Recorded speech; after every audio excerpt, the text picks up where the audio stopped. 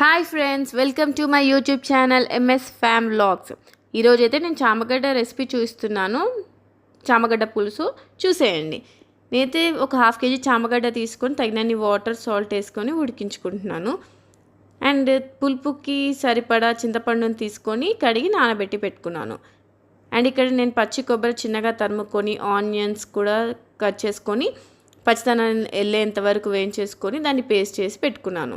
And ఇక్కడ కర్రీకి సరిపోయే అన్ని ఉప్పు, కారం, మసాలాస్, ఆనియన్స్, పచ్చిమిర్చి అండ్ నానబెట్టుకున్న చింతపండు నుంచి రసం తీసాను. అండ్ పేస్ట్ కూడా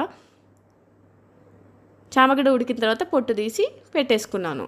అండ్ అవన్నీ అలా రెడీ పెట్టుకున్న తర్వాత నేను ఒక బాణీ తీసుకుని అందులో ఒక 2 స్పూన్స్ ఆయిల్ వేసేసుకొని ఆయిల్ బాగా హీట్ అయిన తర్వాత ఇందులో జీలకర్ర, ఆవాలు, పచ్చిమిర్చి, చిన్నగా చాప్ చేసి పెట్టుకున్న వెల్లుల్లి, కరివేపాకు, ఆనియన్స్ వేసి ఆనియన్స్ ఉడికిన తర్వాత పసుపు, ఇందాక పేస్ట్ చేసి పెట్టుకున్న ఆనియన్ పేస్ట్ని కూడా వేసేసి పచ్చిదనం వెళ్ళేంత వరకు కుక్ చేసుకోవాలి.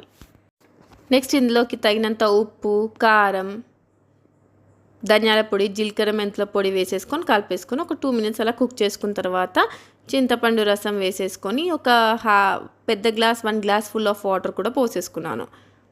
ఇది ఒక 10 మినిట్స్ బాగా కుక్ అయిన తర్వాత మనము పొట్టు తీసి పెట్టుకున్న చామగడ్డ కూడా వేసేసుకొని కుక్ చేసుకోవాలి.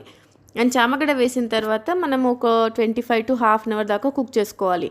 ఆ పులుపు అదంతా టేస్ట్ అంతా ముక్కలోకి దిగేంత వరకు కుక్ చేసుకొని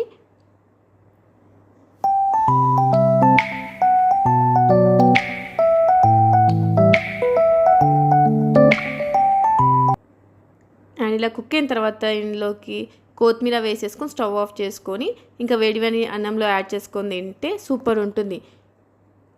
టేస్ట్ అయితే చాలా బాగా వచ్చింది. మీరు కూడా ట్రై చేసి చూడండి. Thank you friends for watching my video. Bye. Please like, share and subscribe to my YouTube channel.